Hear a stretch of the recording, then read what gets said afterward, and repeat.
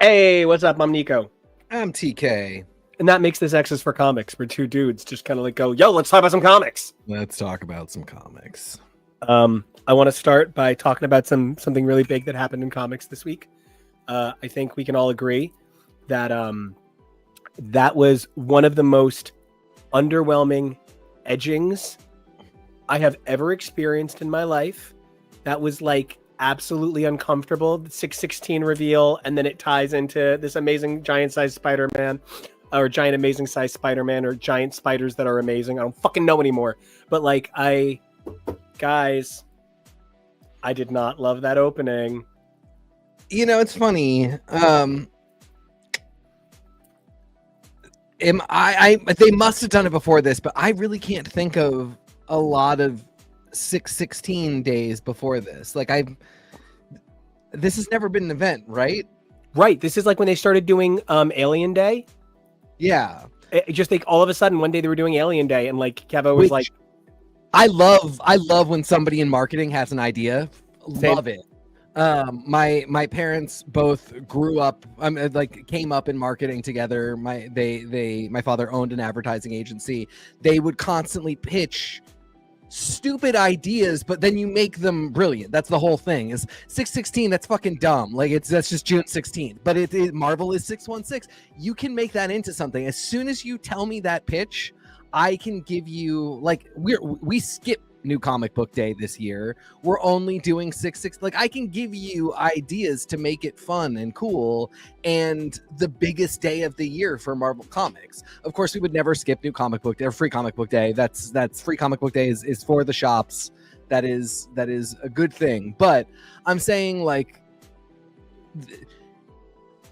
to even put out a free comic, like a special comic that's just for 616, I don't know. I could pitch any number of things. It's almost impressive how underwhelming it was, because it's almost as though somebody really went out of their way to go, I know this is cool, and I specifically want you to know how little I care. It was, and it was so funny because like it's 616 Day. And so you're like, okay, KEVO and I really love when I'm working. I now kind of work in marketing, and I make advertisements all day, every day. But one of the things that in that I need is background noise. I just need shit on in the background. And so like we've been watching a lot of classic Warner Brothers cartoons. Well, classic, but like superhero cartoons. We've been watching Superman. We've been watching Batman, the animated series. But like one of the things that I'm definitely kind of stuck on is in these documentaries, one of the big things that comes up a lot is false promises and how quickly the Fire Festival turned into, the Fire Festival. But man, I really do feel like that's what Marvel did with 616 Day yesterday. I really feel like they were like, it's gonna be big, boys. And then it was in fact not big. This was some online inches. Yeah, and a bummer because, the 616 Day in Giant Size Amazing Spider-Man was very cool.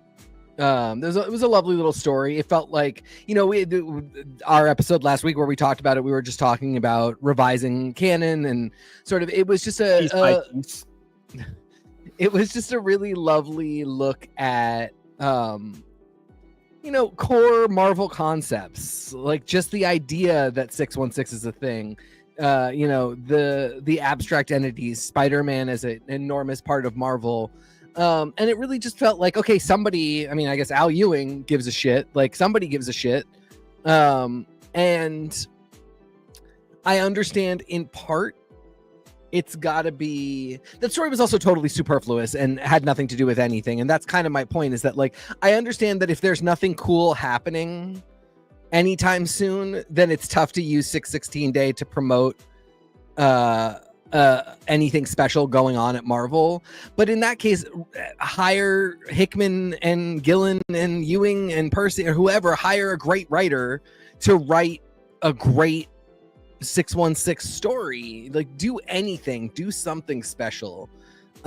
Instead, we got, the only announcement we got is that Null is coming back, which I cannot stress enough to you how null that was. Just null and void.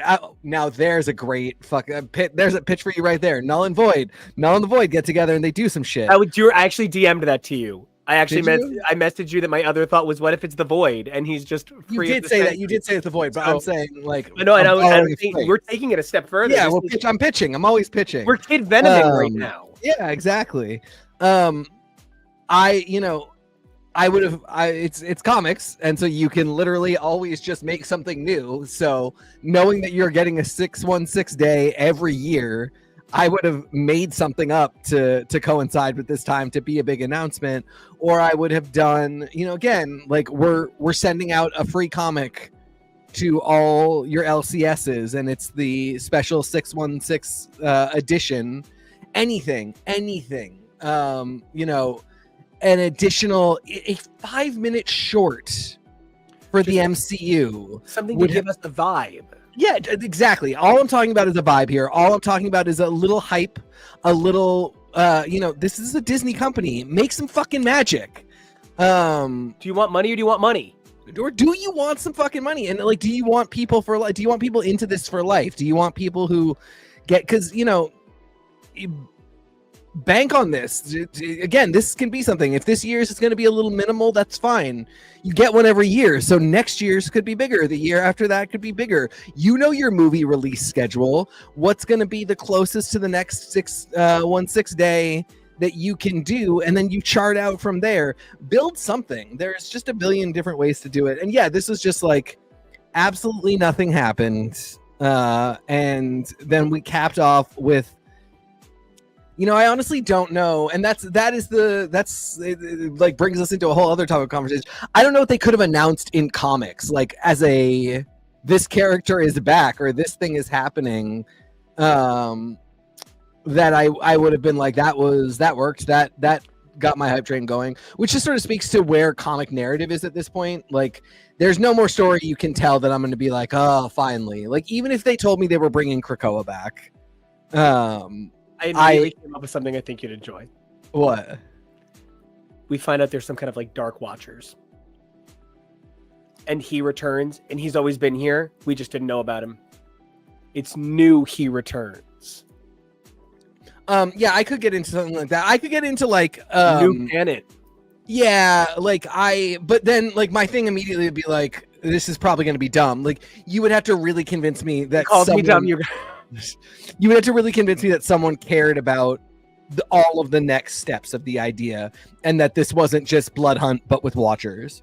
And that's where I'm like, I don't know. I'm not even asking for like narrative announcements. Like, I'm asking for, again, publish a story that's like the Amazing Spider-Man story, but kind of more encapsulating of the Marvel Universe. And more about that day, maybe. Like, make it 6, because like, I don't know. Null, how is Null 616 day? Yeah, exactly. Like, it's not. It's such a new villain. Also, like, his movie just came out and it was a flop. That's even if it was Void Day, his movie just came out and like he's not the greatest Marvel villain, MCU villain of all time. I love him. Don't get me wrong, but he's very much a cutie. Yeah, I don't know. I got nothing. It's why you got to be careful with the hype train. Mm-hmm. Or the opposite. Don't be careful, but go big. It's why you got to go fucking big or go home. Oh yeah, I really agree, and that's part of where I get a little bit nervous about. I kind of feel like a lot of these specialty projects and products that they've been doing lately. I can't help but notice that. For the DC universe, I do feel like something like Krypto getting a super cool miniseries that flashes back to, Krypton early Superman days. That's logical. That's cute. That works for me. There is a hesitance to insert Jeff into comfortable proper canon, almost like they're afraid he's Mangog at a beauty pageant. Like, they are just so afraid that he's going to stick out in a negative way that they are so hesitant with him. and to this being so totally out of canon, so totally silly, adorable, it just did not work for me in the comparison, because I would have rather a Jeff canon story like the Krypto thing, even if it wasn't new canon.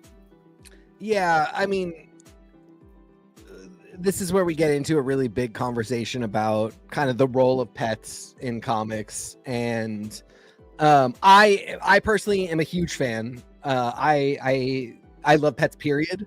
I love dogs. I have 2 dogs that I love more than anything. I would have 40 if I could. I have a god dog that I love very much that is probably out in his backyard right now. He's very happy. Yes. And yeah, I love dogs so much. And I unironically completely love the Pet Avengers. I love Lockjaw. I love the Pet Avengers comic. And so with that as the setup, I will also say, I think one of the greatest comic books ever made, ever published, ever conceived of is Grant Morrison's We Three. Which, by the way, if y'all don't know, not you guys, I know you know this, but audience members, James Gunn was very keen to adapt it and had a full adaptation ready to go, and it fell through the cracks. And that is essentially the plot of Guardians of the Galaxy 3. Yes. So that's he took that and repurposed it. And it's why I love Guardians of the Galaxy 3 so much more than the rest of his work, because even though it has too many James Gunn isms, the one big James Gunn ism that it doesn't have is a Grant Morrison story that was perfect for being adapted. We Three is not a joke. It's not fanciful. It is beautiful, and it's action, and it's sad, and it's a great comic. But it's about 3 pets, 3 animals that they are essentially used for lab testing, and they get mech suits. And they fight, and I mean, it's a story that only Morrison could tell, but it's no fucking joke. Like, it's not meant to be cute. It's not really funny at any point. Even at a time where Morrison was like to do a little bit of humor, even if it was like satire. This is not one of the, like, it was released as part of a trilogy with Sea Guy, Vimanorama, and We Three. And Sea Guy is very funny and very dark, and truly another one of Morrison's great works. Vimanorama is kind of in between, but it's lighthearted. We Three is just absolutely not in any way. And for me, it is the blueprint of acknowledging that animals are an important part of our stories and our narratives. And it's very easy to always treat them as superfluous because we're humans. And I get it. Like, you know, you can't have a romance story with an animal. Like, you know, there's a lot of things you're not going to do, but there is more going on, and you can tell good stories. They are maybe perhaps never going to be the person that stops Thanos from snapping in an Avengers like capstone film, but they can still be such an amazing part of the narrative. And as you pointed out, Marvel is really scared of trying that and like really committing to that. And Kelly Thompson, fantastic writer. I don't. So many people have been fantastic Jeff writers and have had such a passion for Jeff. Alyssa Wong, another really fantastic Jeff writer.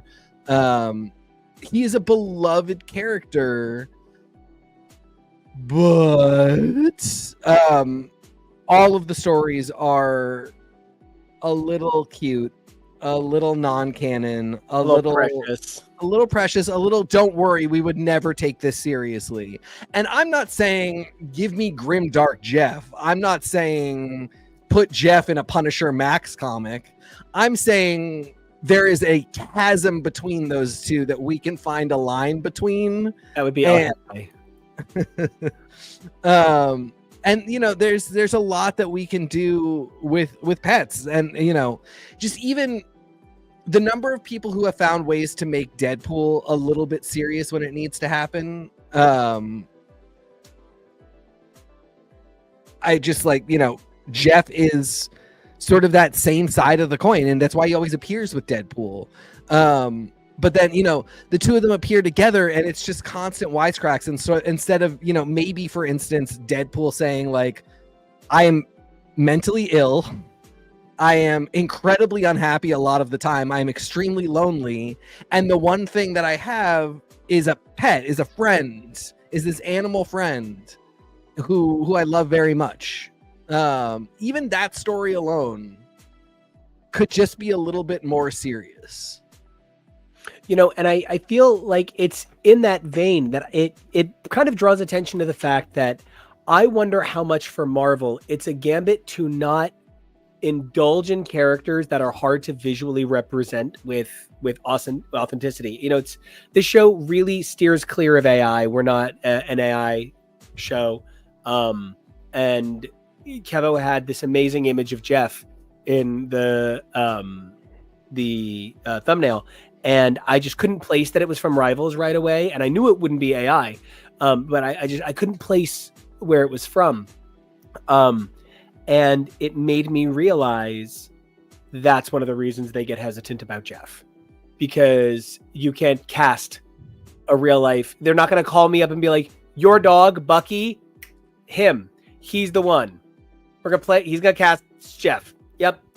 It's never going to happen. So no matter what, you're always working with a digitally animated character in some regard. And I feel like that's even part of why Marvel, who is so, no, we are the world outside your window. Take us seriously. You know, DC has characters that they proudly say are named Shazam. Marvel is a little bit like, no, but in their tongue, Shazam means murder warrior. And like, I'm there for it. I love it more. That's where my heart belongs. But like, it's noticeable. Yeah. But again, I mean, I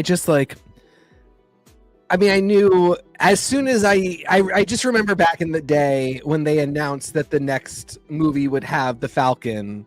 I was like, okay, he's not going to have a fucking Falcon. He's going to have a robot bird. There's no bird in this movie. I promise you, no matter what, there is no bird in this fucking movie. No bird.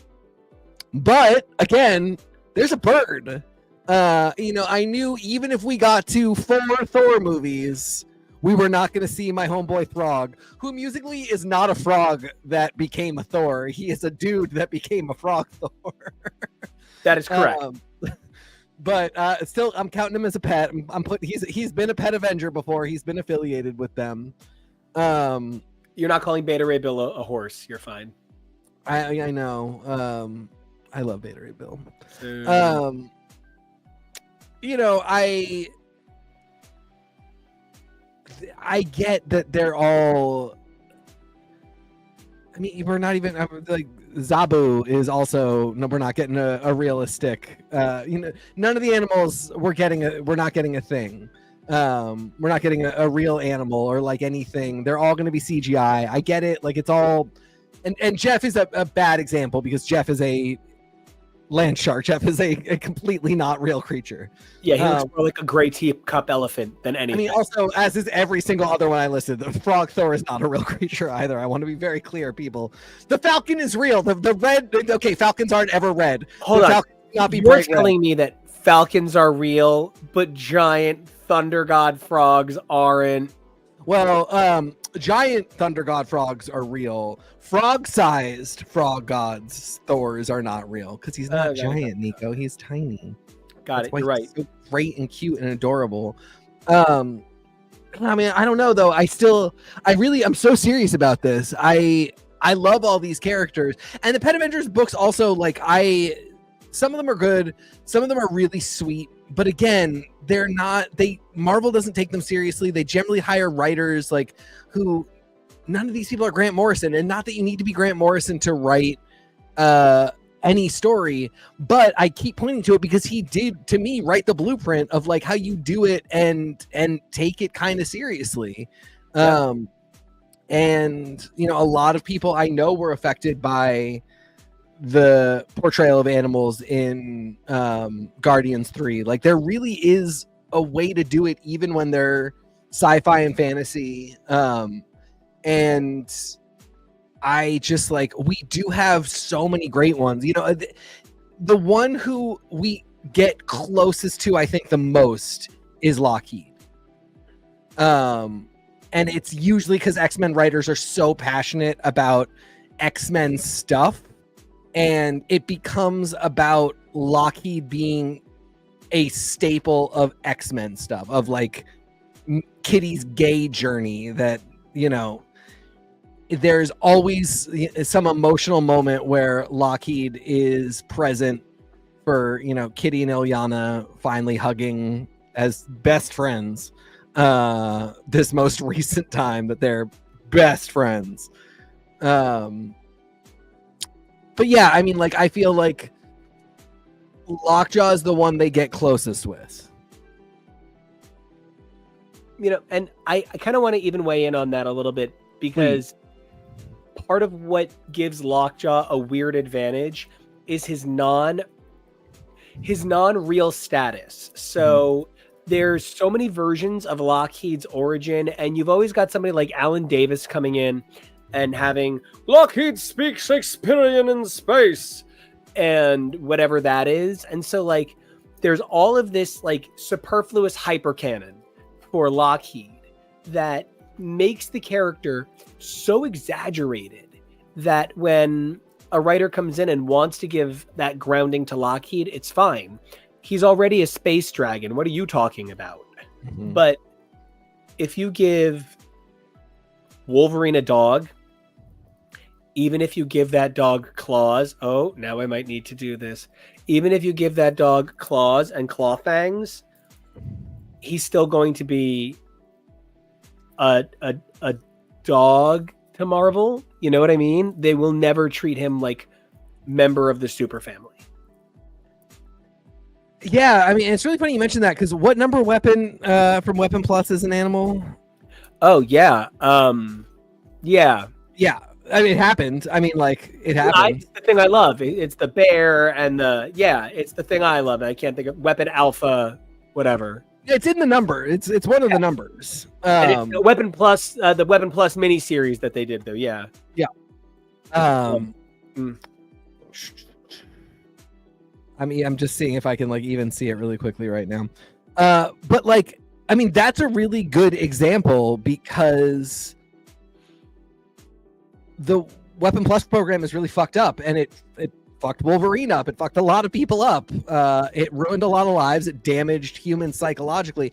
And the idea that Wolverine would go rescue an animal out of the Weapon Plus program and bond with it at a level that became, for a lonely man who cannot connect to anybody, is constantly feeling like, I just want love, but you know, I can't be around these people because then the hand will go after them.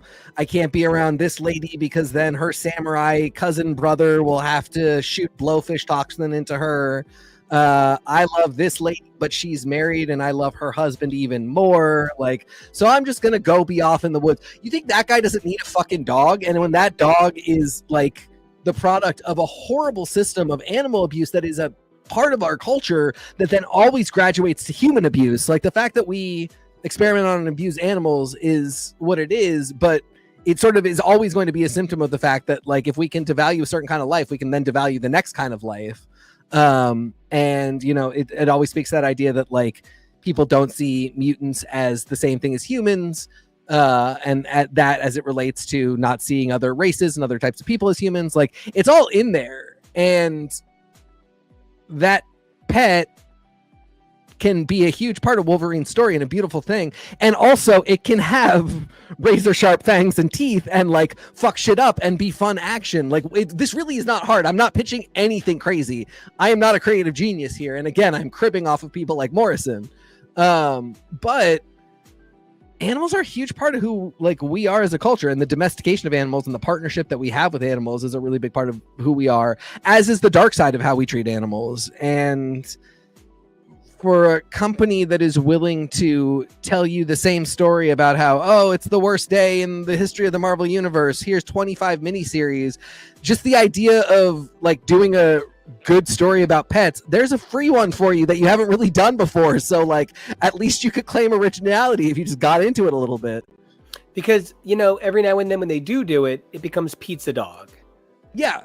And what happened there? You know, that was a character that was so significant to the Marvel oeuvre for a minute that he quickly got a live action adaptation, and had what was it, Infinite Comics, and now where is he? Yep. So, you know, I do find myself curious about how this all shakes. But to kind of touch on these books for a minute, Jeff did nothing for me, unfortunately. It just felt like a bigger Infinity comic. And like, I only want to kind of, Kevo, I don't know if you want to tag in for this or I can tell the story. But you were telling that great story about RTD's reaction to seeing Voyage of the Damned in theaters earlier. Oh, from The Writer's Tale, which was the book that I love that he wrote with the editor of Doctor Who magazine back in 2008. It was an email exchange between the two of them as he was writing Series 4. And he talked about... RTD being the showrunner of Doctor Who at the time, and now again. And now again, time is a circle. And he was talking about the Kylie Minogue episode that was the Christmas special, and talking about being in the thick of it and feeling like he couldn't get it finished right, and seeing it on big screen for the first time at its premiere, felt horrified, and was like, the way he described it was, you can see the cracks, and everyone else thought it was great, but like when you know they're there, you can't not see it. Yeah. And that is kind of how I felt about Jeff being put into a print book. Just how kind of occasionally nothing this can be really shown through. Yeah, and it's so funny because Jeff is so beloved. Like, I don't know what the disconnect is here. And Kelly Thompson's a great writer. There's no reason this has to be nothing. Yeah, I really agree. I even would say like a real Jeff book would be a crowd pleaser for a 6/16 day. You know what I mean? Because Jeff is so popular. He's a popular character in Rivals. He's cute. He's for all ages. You know, release a Jeff plush that same day. And a really good Jeff story. Like, one of the great things about Jeff is that he does not speak. And Alyssa Wong found a way to make that work. In a book that was consistently had no dialogue. I think having a lot of dialogue and it's just not Jeff's. I mean, it's not that it can't work, but I'll tell you what, it didn't here. Because it was nobody's. For one thing, the fact that it was two sassy, gay Statler and Waldorf by way of the horrible snake from Robin Hood snakes. It didn't do anything for me. I mean, like, also going into the Sanctum, why isn't it bats? Like, we already have pets that hang out with Doctor Strange. Like, we already have those. We didn't need to invent two snakes out of nowhere. And I want to vibe on what you're saying. Something that I think would be amazing in Marvel. I mean, he's your character, so you can steal this from me, but this is immortalized. So, heroes have hard times. What about Jeff as an anxiety coping support creature for heroes after significant events? After like a minor hero is temporarily blinded and is struggling, Jeff as their emotional support animal for an issue, and going through seeing ableism presented in the Marvel universe as it exists, exploring themes of mental illness, exploring themes of needing help and recovery. There are characters like I don't want to use Carol or Tony, but there are characters who struggle with alcoholism, and having a pet to offer emotional support in hard times when they feel no one else in the universe can understand because they're a superhero, they can't reveal their identity. Dude, this is the best idea I've ever heard. This is truly exactly what I'm talking about, because that's a joke. You know, Jen or Matt asking Jeff to be a comfort animal for somebody in court, because that is a thing. Scarlet Witch asking Jeff to be there for a young magician who had a magic experience go horribly wrong. Yeah. Anywhere, like Jeff doing all of the jobs that animals do for us. And just, having it be like the conceit is they can actually speak to him, and he is sentient and sapient. So they can say, hey, Jeff, can you help teach these other dogs and these other pets how to be service animals, how to be emotional support animals, how to do tasks. And we get to see, all the places that animals do that stuff for us. But then, like, with the Marvel Universe twinge, because, like, of course, it's such a good example, like a young witch who has PTSD, like, of course, that's not a real thing. I mean, it is, but it's not. But it's probably less spell-based. Exactly. So like that as just a metaphor for a thing that happens where a young person has PTSD for, banal reasons, but that's what animals are there for. Jeff helping train a bunch of seeing eye dogs, any number of things. Yeah, that's so fucking real. That is so what animals do. That's such a thing that Jeff would do. Those are heroes. Like, that's everything cool. And it means something. And also, like, and then it really is a window to the world. You know what I mean? Like, it's the world outside our window for real. Like, this was the world outside my window. I'm sorry, I lived on Bleecker Street at one point. That fucking sanctum is not there. I've looked up and down the street many a time. I don't have to see the world outside my window when it stars the actors that must have played the snake in Disney's Robin Hood from the 1970s. Exactly. The gayest Paul Lynde center square snake you've ever seen. And then it's just like 5 pages of Deadpool semi-monologuing. Like, I don't know, man. It's Kelly Thompson writes a good Deadpool, don't get me wrong, but like it's not the world outside my window for real, and it's not serving anybody, it's not serving anything. So yeah, I mean, like, bit of a bummer, because we have gotten good Jeff stories, even when Marvel is, I feel like, afraid to commit a little bit. Again, the Unlimited comic, the Infinity comic that Alyssa Wong wrote was really fantastic, and it did get some printed issues as well. But those are also really not in canon. They're entirely their own thing, and they're a beautiful work of art. I'm so glad we have them. They are a comfort read to me. But this character does exist in canon, and you can't have it both ways in terms of being like, oh yeah, this is a story that happened in the Marvel universe that but also is not in any way, because we take this seriously, so we wouldn't have a cute land shark, but also, of course, we don't take it seriously because there's this man that can't stop telling poop and fart jokes who also is an assassin that we put in every fucking book we can possibly get you to buy. The least believable thing about that character is he would be in love with Siren. Thank you. So I think we can invest in Jeff a little bit more, and this didn't feel like an investment in Jeff. This felt like, hey, Marvel Rivals fans, buy me.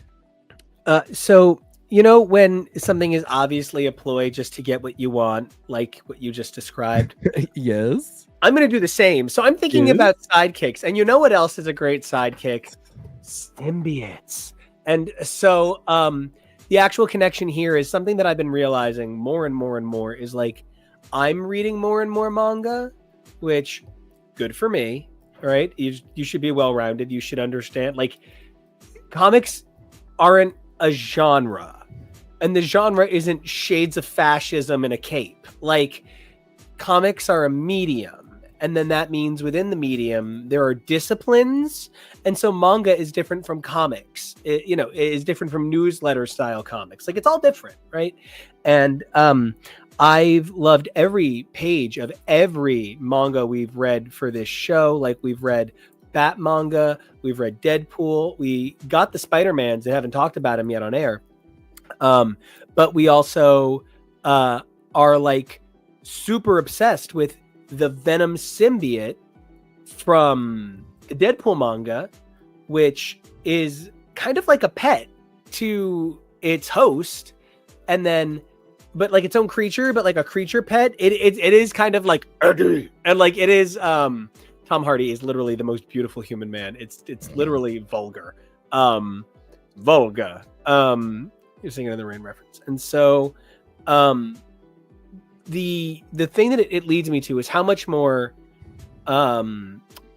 Eastern style art has begun appearing in the pages of Marvel Comics. And unless somebody is pulling a Akira Yoshida, I do believe these artists that they say are from Japan and are. I mean, we know Peaches, thank God. Yeah, we've confirmed Peach is real. I got wrapped around my chair. This is insane. I don't know how I do these things. Okay. So I'm kind of obsessed with the idea of symbiotes as like partial creature pets. Like it's tough because like I'm a big Final Fantasy boy, and so like when it's Yuna having a dress sphere and having a dog jump at people, it's fine. But when it's Renoa, that girl's trouble, right? And yet, at the same time, while talking about it in the context of a symbiote, I actually do think of a symbiote as kind of like an extension pet. Like it's not you, but like but it's not exactly. So big fan of Grendel. I don't know if anybody else has ever read Wagner's Grendel, like, but it was a defining comic for me, and it is to this day. Everyone should go out and pick up early Grendel, but I don't know. It is a spirit form that carries the memories of its predecessors, as is explored in Kid Venom, but it really is like a pet. Well, I mean, a really good example is Red Goblin's symbiote. Is what's its name again? Normie. I forget what the symbiote's name is. Its name is basically puberty, though. Like its name is like adolescent rage problems. Like, but that symbiote is that's a pet. Like that's a and it grows a little bit with Normie.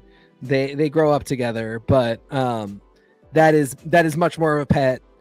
And I like the idea.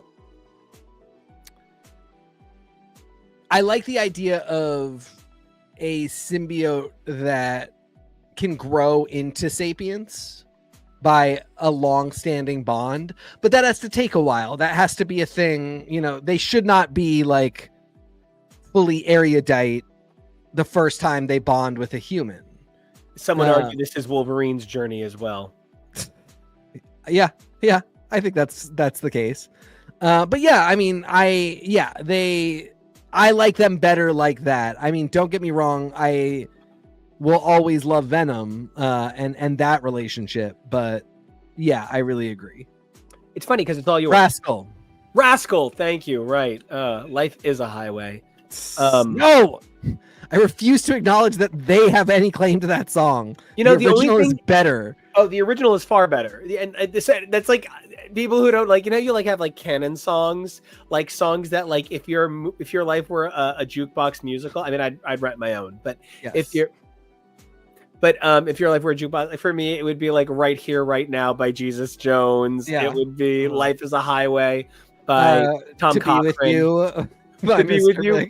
But as TK will attest, I play it at like twice the speed for some reason, like a hyper pop TikTok version.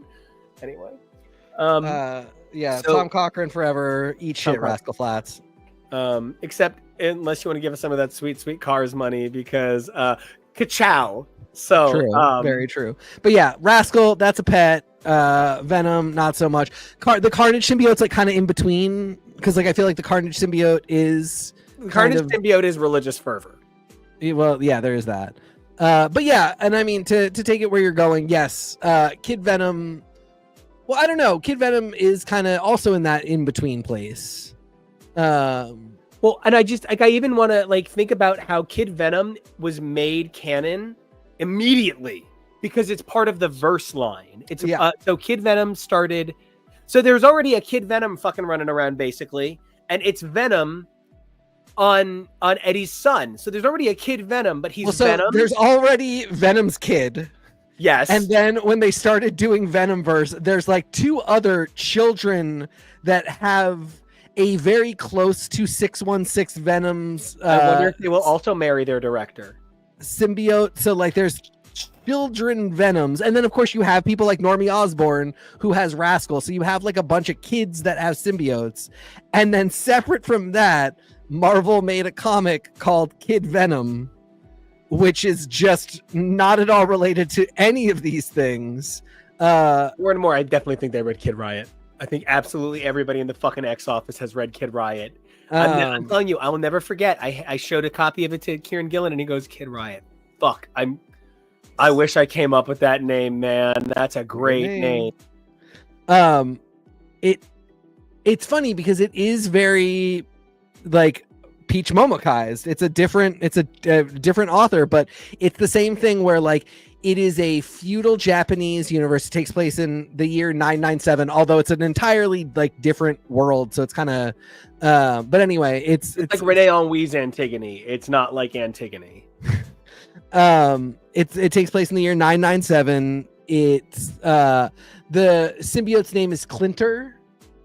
So Clintar, you know, it like there's a bunch of stuff where you're like, oh, this is referencing symbiote canon, but it's like skewed very Japanese culture.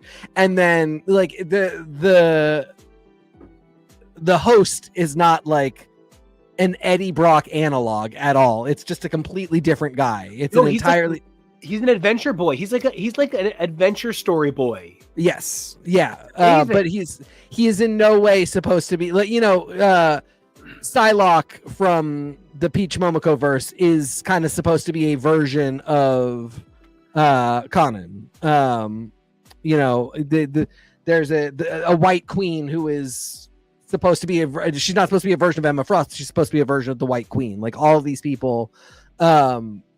This is not, with the exception of Clinter, this is not quite that. Like nobody, you even have things like there's like their village sorcerer who vibes a lot like Doctor Strange. He has the Doctor Strange facial hair. He will do the hands and things, signs, and the things will come out. But like his name is not like Stephen Estrangeson. Like he's just a totally different dude.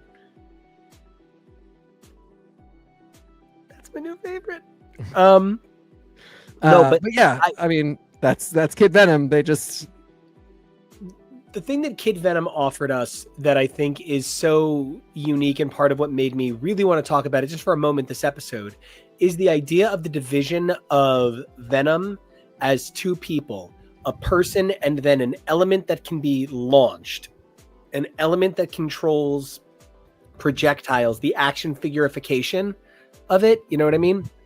And so what you wind up with when you're talking about Venom is a built-in sidekick, is a built-in Jeff, is a built-in Krypto. And part of why that's so exciting and dynamic under this unbelievable vision is we are used to seeing kind of a John Wicking, kind of like the dog means everything to me. What I really appreciate about Kid Venom is this idea that the oneness of our identity means everything to me. There is no separating Kid Venom from, you know, Kintaro and Clinter. They are one person. And I think what makes that so unique is from the moment they introduced Jeff to Deadpool, my first thought was, well, this can't last forever. And of course it hasn't already. And now Deadpool kind of does Deadpool stuff and Jeff does Jeffy things. You know what I mean? But for you to separate a host from a symbiote, it always winds up feeling a little bit like putting Fenris's sister in the hilt of the sword, and it can't stick because everybody's uncomfortable. And so this is a great way to create that duality, that Mando and Grogu nature of this story must always remain connected that we were saying that Marvel is just so hesitant to do. And separate from that, you need to be so fucking for real right now. This story gave us something else very important, and it's the only reason we read or are talking about it.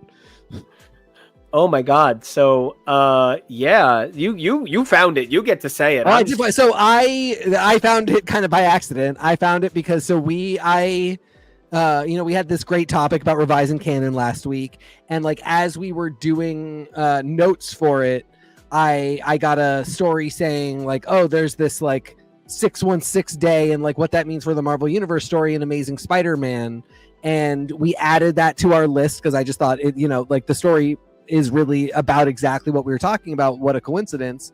And so I told Nico to read that. I read that story and had my notes and put away my reader, and we did the show. And when I went and pulled my reader back out, I was still on that book, and I flipped to the next story, and immediately I see my girl, Mayday Parker.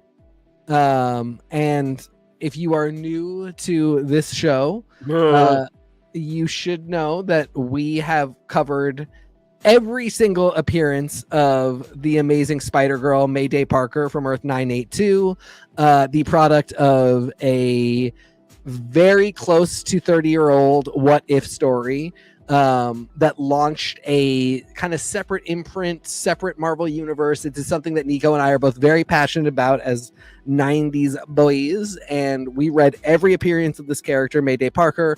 We fell in love with her. It is a Spider-Girl world. There is so much to be. I mean, Mayday is really the blueprint for what we're talking about now with Ultimate Spider-Man. She, without Earth 982 and without that Spider-Man, you wouldn't have the Beyond the Spider-Verse movies. She's a huge part of the original Spider-Geddon, which is how we get the Spider-Verse in the first place. She's just this amazing character, and Nico and I are really passionate about her, and we have about 25 different pitches for stories that if you want to hire us to write Mayday Parker, we are good to go. And anyway, so there's just in one of the backup stories for this Amazing Spider-Man, Giant Size Amazing Spider-Man, I see Mayday, and I got to tell you, in classic Marvel fashion, it takes place in media res, and they do not explain to you what they're coming out of, what the story is happening. So my first assumption is it's Spider-Verse versus Venomverse, because Mayday had in the past been such a huge part of the Spider-Verse. And so I go and get the Spider-Verse books, Spider-Verse versus Venomverse books, and she is not a part of them. Mm-hmm. This splash page looks like it should absolutely be in Spider-Verse versus Venomverse, but it's not. Mm-hmm. And it's just so confusing. So eventually I do go through and wiki it and figure out that it is picking up from this Kid Venom miniseries that just finished up in December. And so I grabbed it really quick, and yeah, it we get right from the start of the story, we get Mayday's little baby brother, Benji Parker, who is a spider baby born with spider baby boy powers. And then the very last, spoiler alert, everybody, the very last page of this book features Mayday. Like, it's the first appearance we've gotten to Mayday in a hot minute.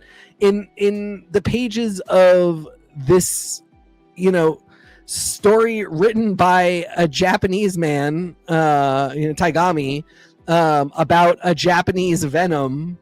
And what's crazy about it is if you look at the cover, both Mayday and Benji are on the cover of the 4th issue, which is where Mayday appears.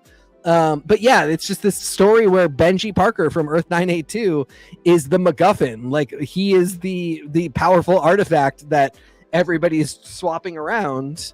So, I told Nico about it. Just, again, we love Mayday, and it did explain. It sends what's unfortunate is there's this 4 issues of Kid Venom, and we get this appearance of Mayday, and it continues in Giant Size Amazing Spider-Man in this little story where all of the Spider Society, all the people from the Spider-Verse are like, we'll help you out. Kentucky and like we'll get you where you need to go. And then immediately he goes and hangs out with the Fantastic Four. I think we're just done. They're like, it'll be continued, but I don't think we're getting Mayday back for that. Maybe we will. Maybe I'm wrong. But yeah, we were just excited to see our girl. And it's really funny because, you know, another one, KEVO, I don't know if you want to maybe repeat the story, but KEVO was telling me a story about how David, the S stands for Cornhole, was talking about who his Superman is. And yeah, the one he went with is Welling. Very big surprise. He says that's the one he grew up on. And you know what? That makes sense. Like we grew up on Adam West and then Keaton. So yeah. My Batman is actually, KEVO, I don't mean to correct you, but my personal Batman is Kevin Conroy. Like when I imagine Batman, I immediately go to the animated Batman. And, you know, somebody loves me and makes it really easy to share watching Batman and Superman with somebody else who loves me. And so I'm super grateful because I don't know that I'd ever seen a lot of Batman Superman hour. And just the transition into putting Batman in a black costume so that he would no longer parallel his blue hues against Superman's blue costume actually makes him more Cape Crusader. And that Joker no longer has eyes and has those black insanity holes is a little bit more Arkham Asylum. Like everything about it is more my shit. And speaking of pets, let's not forget, ultimately, Batman Beyond, the final form of that Bruce Wayne, has a pet that yes, he does. That's right. Lives by. I do want to say though that my Superman is not Dr. Pete from Private Practice.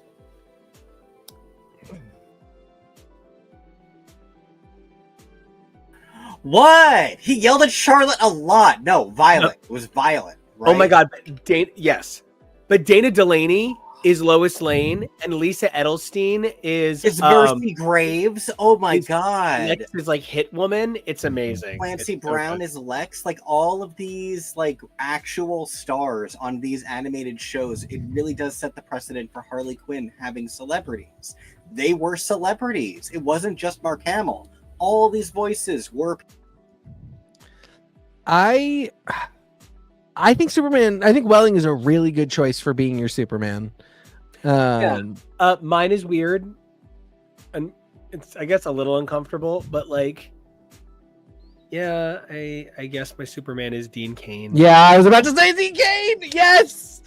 Because I think the thing that makes him. We got through the whole thing and fell in love with him, and he wasn't a weird pervert Republican. Never got into it, so I'm lucky. I had friends who were into it, even though we were in second grade. No, KEVO, I was obsessed with it as a kid, as a child. It was like I get that, I do. I mean, anybody who knows me, I hate admitting this in public.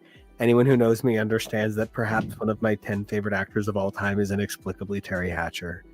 I hate myself. Everybody knows how obsessed you are with Desperate Housewives. Like, it's not a huge surprise. Again, Dana Delaney. Yeah. We talk a lot about how the Batman movies were inappropriately pitched at kids through Happy Meals, but I think that also opened the door to kids then being curious about Lois and Clark, which was such a weird thing in the first place, but definitely the not Superman show. Yeah, the sexy Superman workplace drama, which by the way, to this day, my family and I will still say to each other, how galactically stupid do you have to be? Literally a thing we still say to each other.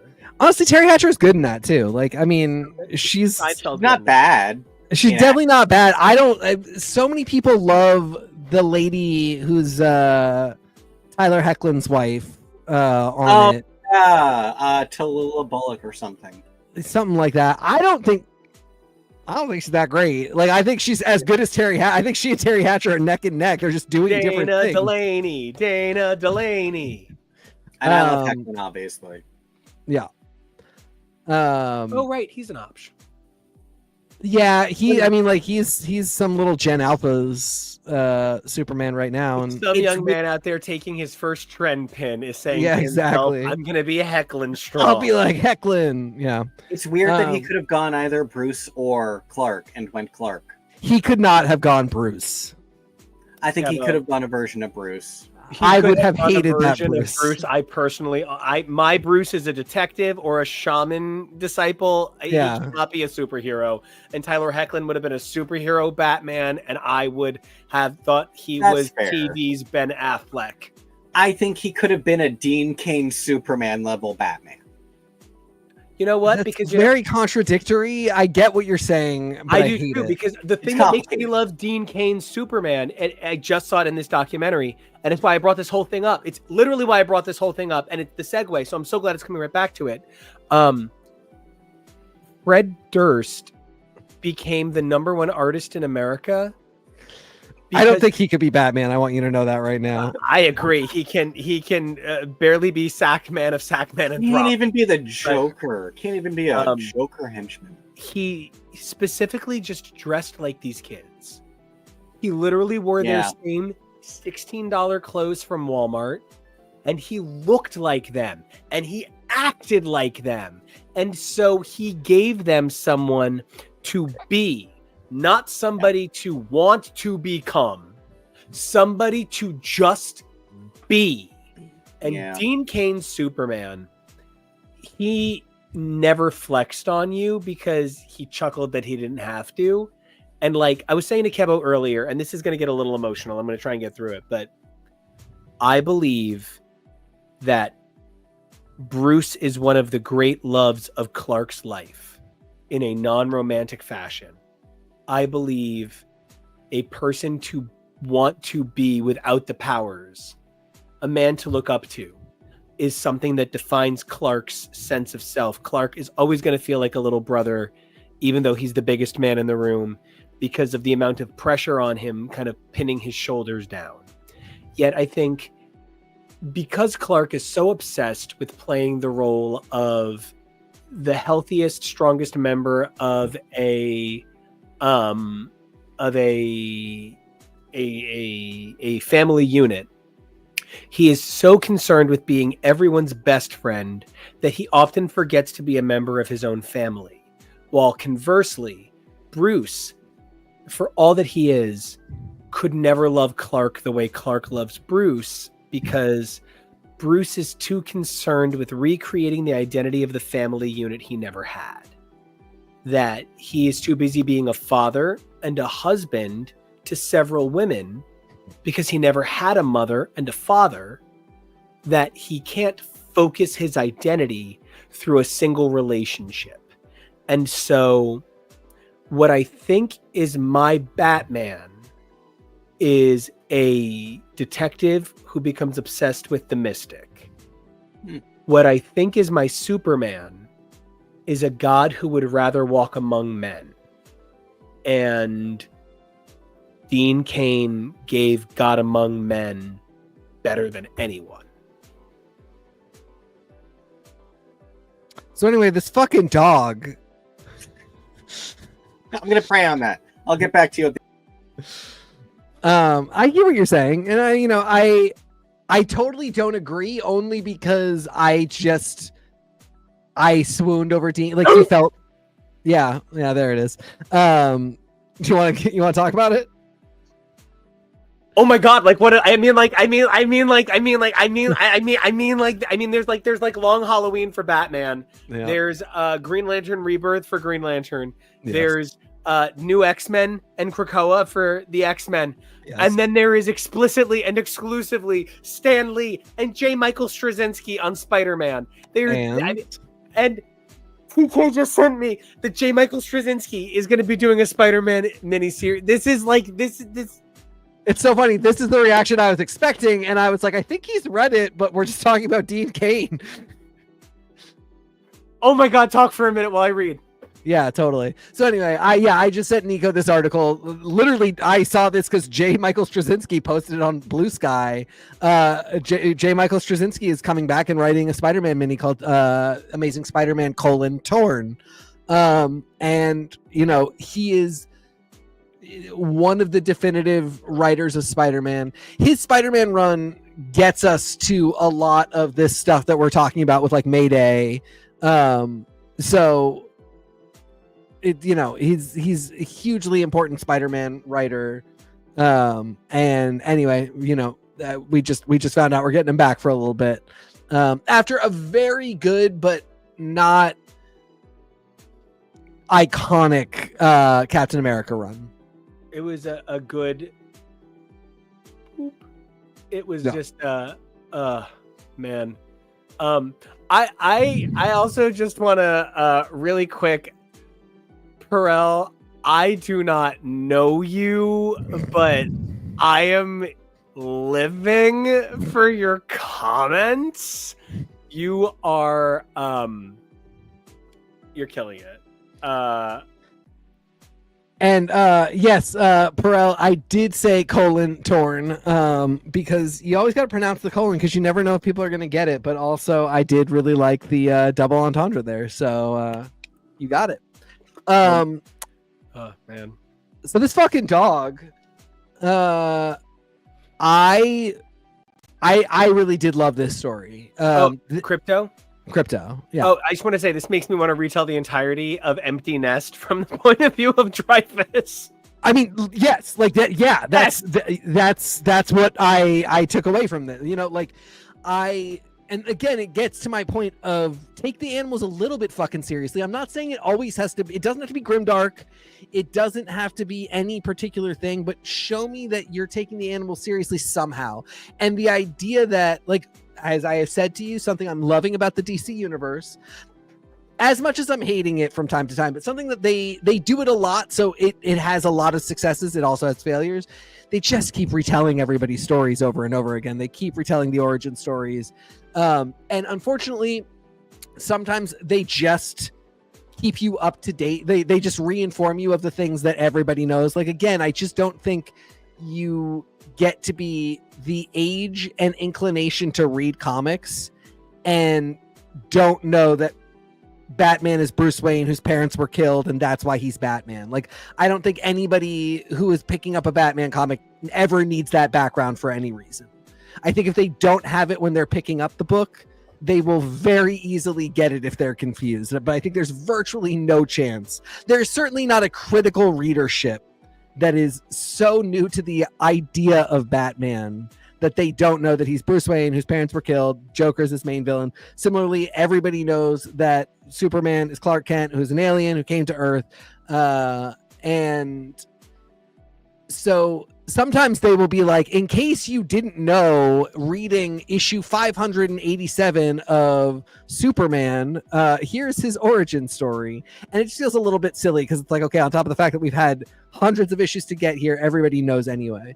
But then we do stuff like Batman, The Dark Age, which essentially retells the whole story again, but with an artistic spin and a just slightly different narrative. It's not even slightly different, but a notable enough narrative difference. It doesn't even change the origin in any way. It just says, here's the same origin in a crazier universe, in a different universe. And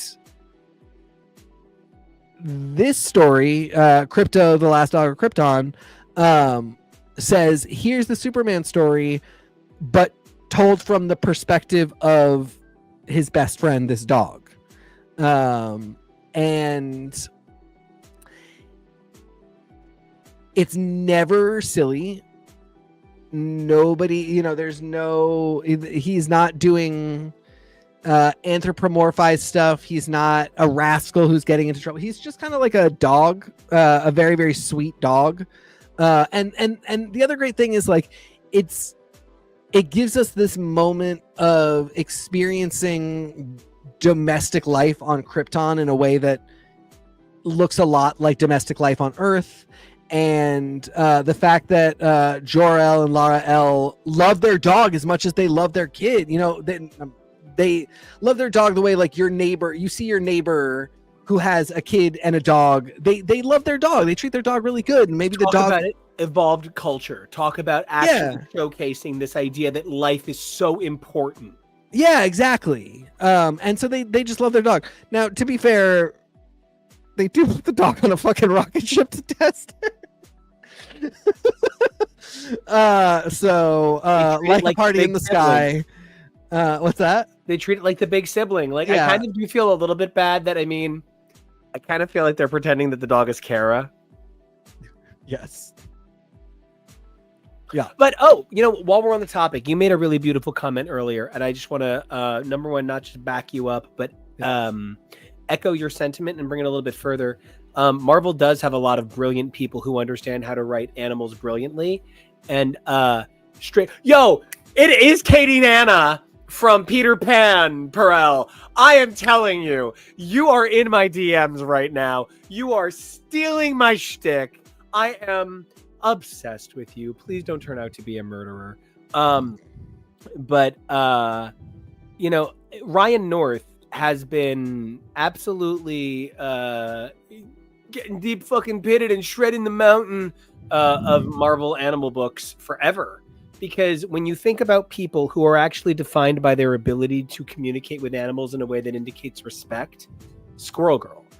She's literally people joke that Nature Girl is, and now she's Apocalypse Girl, is like one of the most powerful characters in Marvel, but like Squirrel Girl literally has like the equivalent of the Red at times, and like the Red being everybody knows that Swamp Thing is one with all plants. That's called the Green at DC.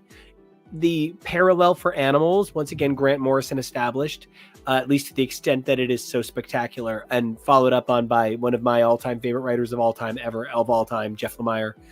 The Red is animal version at DC. Squirrel Girl has what I feel you can comfortably call as the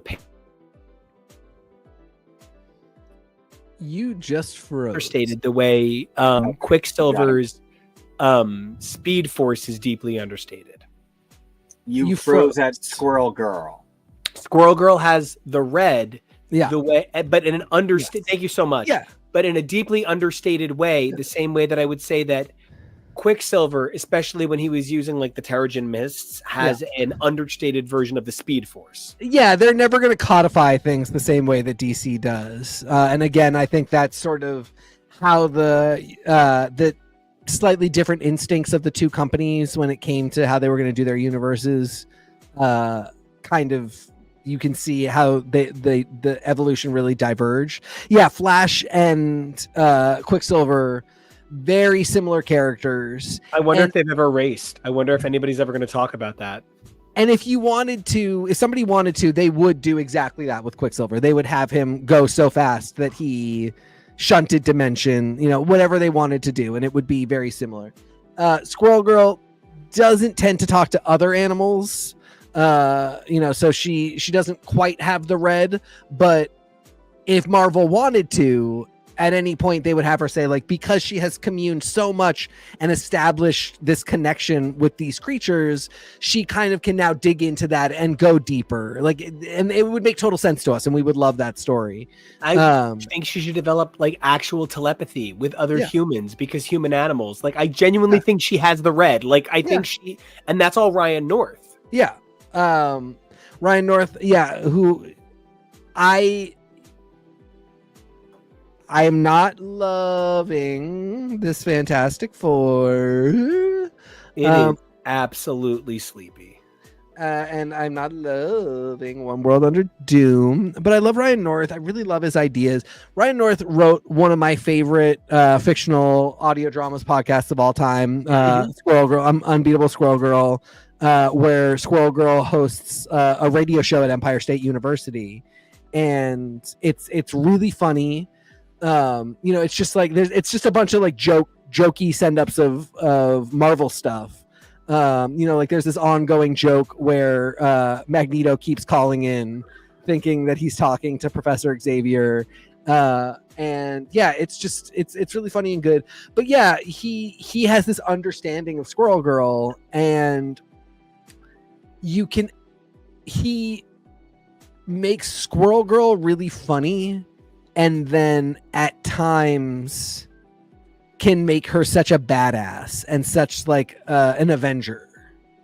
And Peril asking, do I need to get into Squirrel Girl? Yeah, I mean, you really do. And it's so easy. She's got so many appearances. She particularly anything written by Ryan North. He's done a few series by her. If you have Marvel Unlimited, if you look him up by creator, you'll find Also, this podcast, Unbeatable Squirrel Girl, is a fantastic. It's not long, but it's got some great guest appearances. If you're an Action Comics person, if you particularly like Diodato, aughts widescreen, she is ultimately in the second New Avengers run. Oh yeah, Jess and Luke's nanny. Yeah. So I mean, we are literally putting her on I'm gonna get teary. We literally are putting her on a pedestal with Agatha Harkness. Oh yeah. I mean, she's one of the greats. Like a great of the Marvel universe of all time. Yeah. And Ryan North has been so responsible for the latter days of that. And so it's great to see him on Krypto for sure. Yeah, exactly. And so I was super stoked to see him on this, and I really felt like, okay, he's gonna nail heart, action. There's basically no humor here, and that's actually fine. But if there were going to be, I would trust him to not go overboard into the Jeff territory where it's just silly and you lose out on heart and like any sort of seriousness and message. But this is really like this reflects the world that we live in, the domesticity of a family, a young family with a child and a dog. There's also this whole thing where like the way he writes, everybody being like, oh no, if the world were ending, they would tell us. He writes it with a joyful obliviousness that we want to assume is ascribed to a dog interpreting tone. Yeah. When you contextualize it, it is the blindness of a people refusing to accept reality as though they are all blind dogs. It's why Ryan North is a legend. And again, it's why I'm like, take the fucking animals seriously, because this is what we can do, and it's so beautiful. Perel, to your question, okay. If you feel comfortable, who is your fan cast other than Anna Kendrick? Never Anna Kendrick. Anna Kendrick can go to hell. I have personal problems with her. Everybody knows this about me. It is the person who voices her for Unbeatable Squirrel Girl and was set to play her in an MCU show prior to the MCU really coming all together, who is Melana Weintraub, the AT&T girl. For me, and I know this might be kind of like a weird cast, and I forget her name. I want to say her real name is Jasmine, the young woman who's in Scream and Yellow Jackets. The twin Meek sister? Yeah, I would cast her as like the world's coolest squirrel girl ever. And because I don't know, the big rumor is Sabrina Carpenter is in final talks to play major main X-Men character Dazzler. And like refocusing it around Dazzler being a major X-Man, reinventing her a la Negasonic Teenage Warhead, a la Deadpool, starting over. And I would do that for Squirrel Girl, and I would give her a voice of a community that is so underrepresented in animal love. We do not see enough Black people in comics have that animal relationship because there are so few animal relationships in comics, and then yet fewer Black people in comics to be respected, that the cross section is so narrow. Jasmine Savoy Brown. I wanted to say Jasmine Savoy, and that is why I said Jasmine Savoy. That's why I said thank you, KEVO. Yes, I think she is literally one of the best actresses of her generation by far. I would watch anything for her. Her performance in Scream is Jamie Lee Curtis levels of trope defining for her character archetype. There had never been a brilliant stoner girl in mainstream horror before. I can't even get into how Kirby is the most underappreciated final girl of any horror film ever. Oh god, I can't wait for Scream 8. I gotta go. The way that Kirby 7? is the Don't we have to legacy. do 7 first?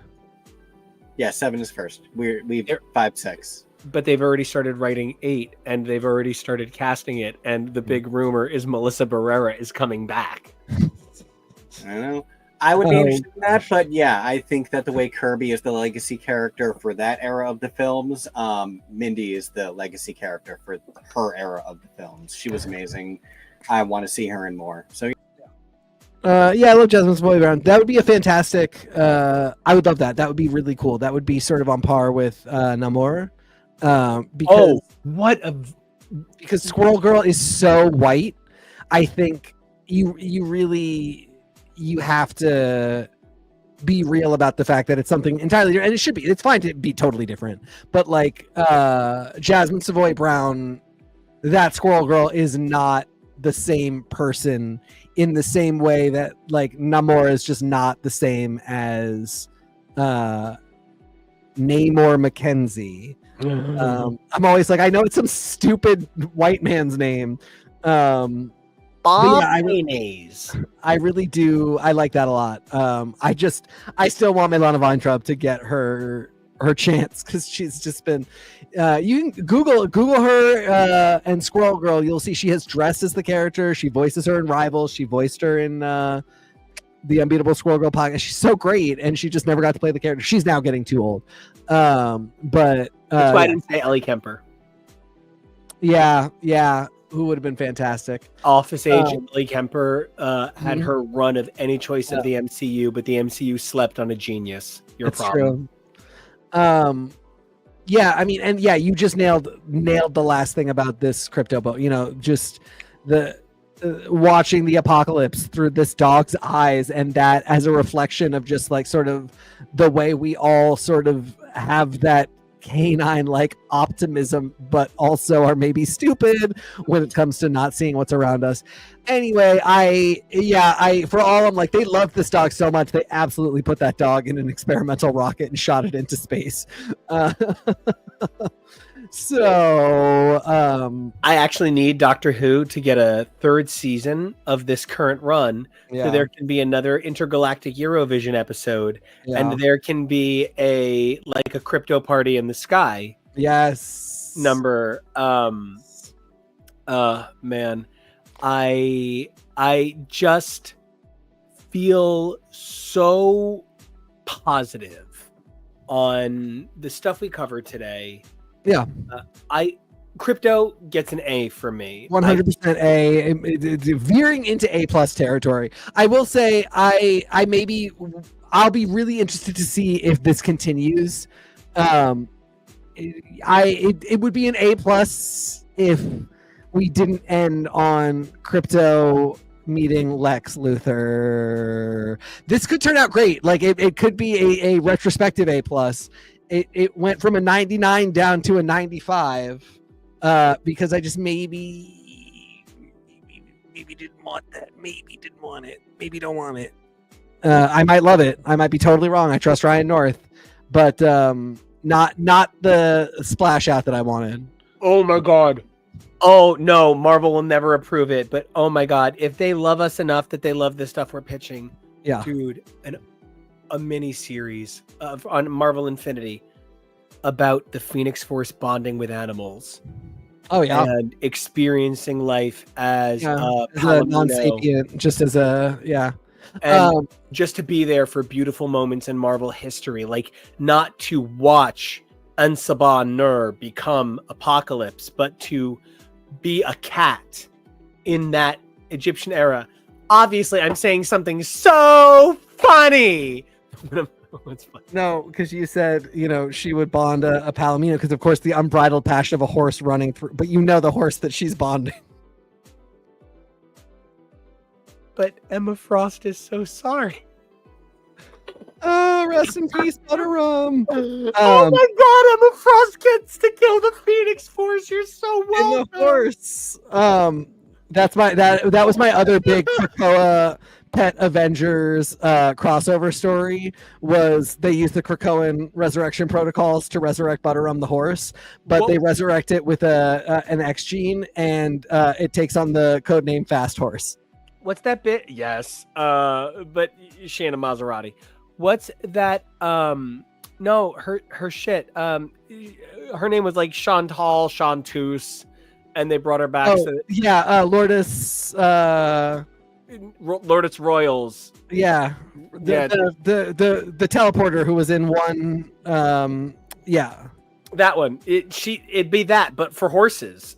Lourdes Chantal. Yeah, I was like, I know Chantal is in there. Yeah, Lourdes Chantal. She sings "Feels Like Home." It's on the Dawson's Creek soundtrack. Go check it out. Truly, this is a brilliant idea. The Phoenix resurrecting as animals is actually beautiful and brilliant and would be incredible. And that's one of our free pitches. We got not free ones. I'm not giving you my Hulk one. You got to pay me for the Hulk one, but it's so good. Fantastic Four one's even better. My Ghost Riders are all fucking insane. Pay me. Oh man, I'm so in. I'm so there. I'm so about it. I actually, full disclosure, I thought this episode was going to be 31 minutes and then we were going to be out. The fact that we are at like double last episode's length feels impossible. Come back next week for what I am so excited about is a Pride special. We're going to be covering a lot of Pride books, but the thing that I kind of want to get a moment to talk about in that is I'm going to probably bring up some queer characters that I don't see enough of. And I'm going to get weird and I'm going to bring up some like indie publishers.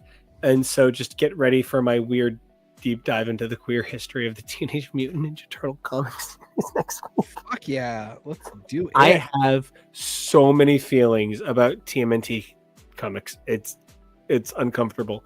But so we're going to talk about the Marvel Pride special, the DC Pride special. We're going to talk about Kid Riot, which is of course this team's comics. And I'm so excited and proud to talk about that.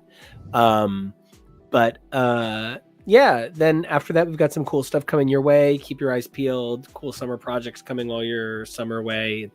We're going to be like Sprite, re-releasing specialty flavors. It's just going to be really exciting if you live near a Kroger's. So speaking of cool things, let's start with KEVO. I am such a devoted fan of yours. I love that on that bottom row, you are now snuggled between me and TK in your Captain America shirt. Absolutely looking like the 2003 crossover we needed.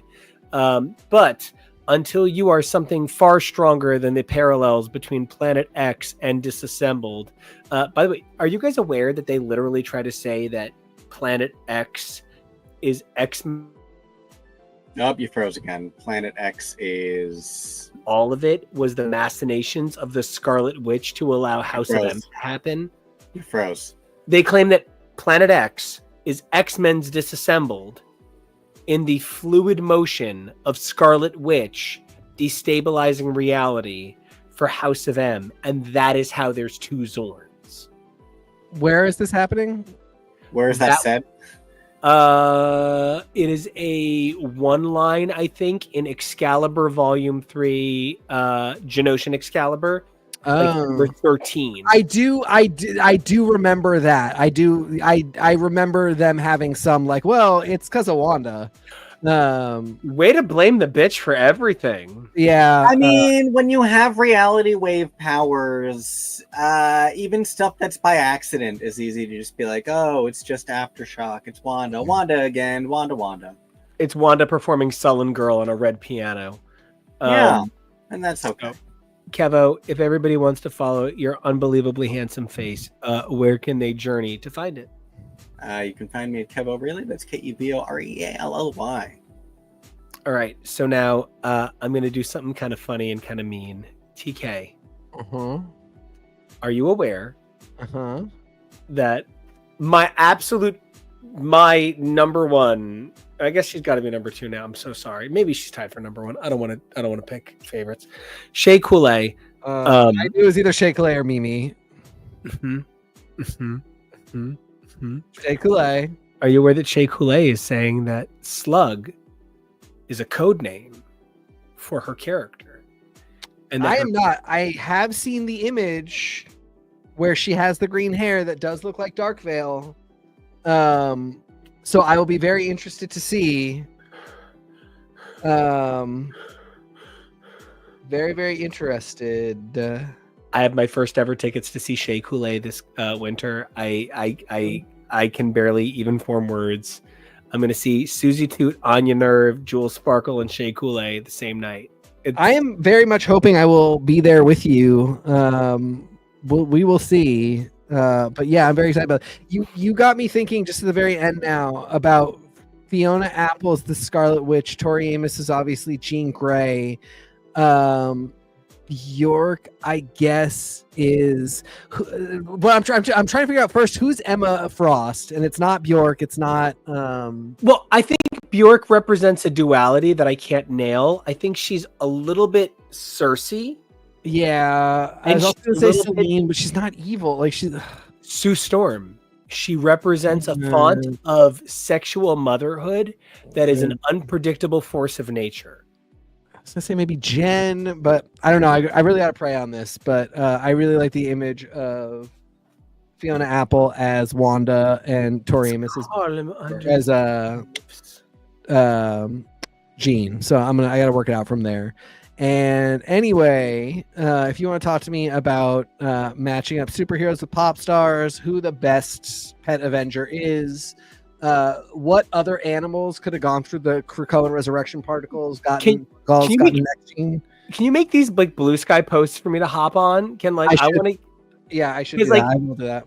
Perel just said Madonna giving very much Emma. Yes, that is. Thank you. That is correct. That is who's Emma. But like, something to remember Madonna for me. Like bedtime story. Yeah. 100% bedtime. You can't go past Ray of Light with the little Mbutu braids that she shouldn't have had.